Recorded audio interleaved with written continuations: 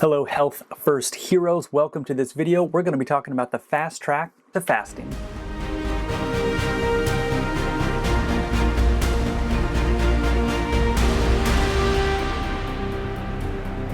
Alright guys, if you're new here, I started this channel because this is the type of information that I give consistently to friends and colleagues to help them live healthier lives, to be stronger, to have more energy. And there's been one missing piece from a lot of our daily routines, and that's fasting. And this is something I've been studying for the last few months on and off, and it's just made so much sense hearing it from so many doctors and so many researchers talking about this over and over and over again, all the benefits of fasting.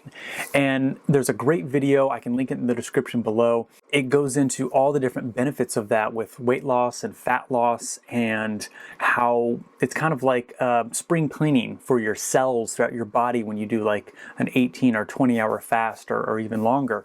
And there's just so many benefits to this. It helps reduce cancers and Alzheimer's, lowers insulin and blood sugar and cholesterol. It's a great human growth hormone, helps with mental clarity. There's all these things that they talk about in these other videos. And so I really wanted to kind of introduce you. If you're not familiar with fasting, I just wanted to share my experience with it as I kind of do this research and whatnot. So over the years, I have not spent any time thinking too much about fasting. And the introduction to fasting for me was with just not eating after sunset. That's it. That's kind of like the first baby step. If the sun's down, especially in the wintertime, sun sets earlier. So about 5 or 6 o'clock, I just kind of stop eating. And then the next baby step was maybe I skip breakfast, but I still have my 2,200 calories to 2,800 calories from lunch to dinner, that kind of a thing. So there's always a 5 or 6 hour feast window. So you're either in a fast or a feasting window. And if you're getting enough sleep, 8 or 9 hours of sleep, you're already fasting for 9 hours. And so I started breaking my fast around noon, and until then I would drink coffee, tea, and water. I typically break my fast with fats and proteins and then some healthier carbs. And I start eating. I just eat pretty consistently for a few hours, and every so often I'll track my meals to make sure I'm getting enough fat, protein, and calories for the whole day. And it also depends on what I plan on doing workout wise. If I know I'm going to be doing a hardcore strength training, that might change how my feast window and what I eat during that feast window, that all comes into play. So the awesome thing about fasting is that it's free, flexible, and simple to do. You're just not eating, and you're moving the things that you would normally eat back a bit, right? You're just condensing that feeding window. In one of the videos that I watched recently, the doctor mentioned how a really good beginning fast window is to do a 16-8. So you fast for 16 hours and then you eat for 8 hours. And you do that, and then each week you shift one number across. So you do a 17-hour fast, and then a 7-hour feeding window, and then you do a 16-8, which is where I'm at right now. And that's what I've been doing for a few months now, maybe most of 2022. Yeah, so that's how she kind of recommends to her clients to get started, is with a 16-8.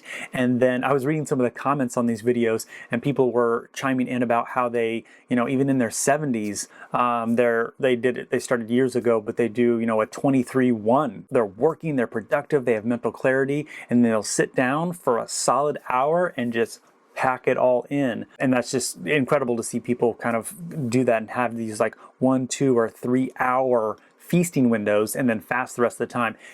You'd be surprised how productive you can be when you don't have to worry about 3, 4, 5 meals a day, that kind of a thing. And there's no snacking. You keep drinking tons and tons and tons of water, tea, coffee, whatever you want to do there. It's just been incredible. So that's how I was in decent shape at the end of 2021, specifically because doing at least 30 minutes of exercise every day just really, really helps your body and your immune system in amazing ways. But it wasn't until January of 2022 that I started doing the fasting. And I actually have a new little one.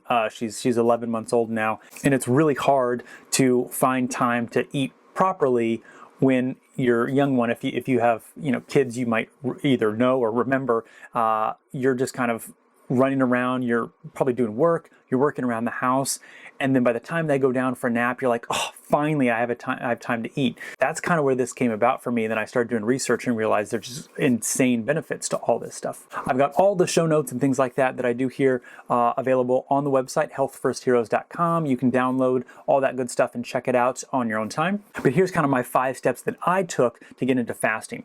The first thing I did is I made sure I got a good night's sleep, and I started with a focus on a sugar detox, just to kind of balance out the system there. Sugar is absolutely terrible for you, so that's why I cut it out.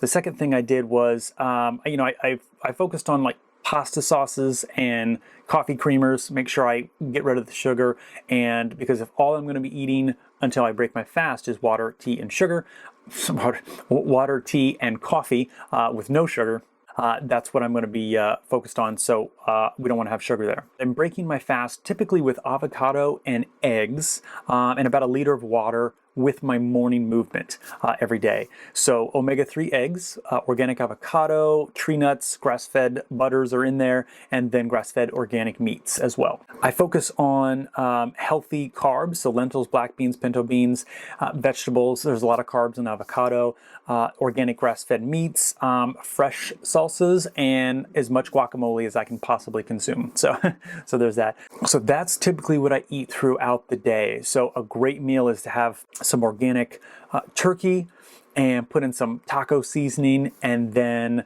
the other night I had some red lentil pasta with chickpeas and then just a little bit of pasta sauce. And that's been a big shift recently. I used to dump either half or the entire jar of pasta sauce to make it real saucy. Now I actually take just a few spoonfuls and actually think about the serving size that I'm doing with the pasta sauce. That's made a huge difference. And then the only other thing I did was made sure that my last bite of food happens before the sun sets. It's pretty straightforward.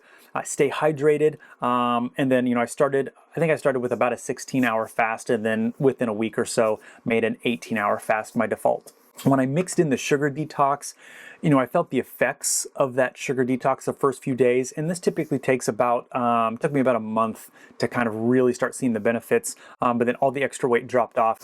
So I will link everything to the reference videos and the reference material in the show notes in the description below. You can go on the website, healthfirstheroes.com, and check this stuff out. If you like this video, please give the like button a click and subscribe for more awesome videos. I'll see you guys in the next one. Thanks.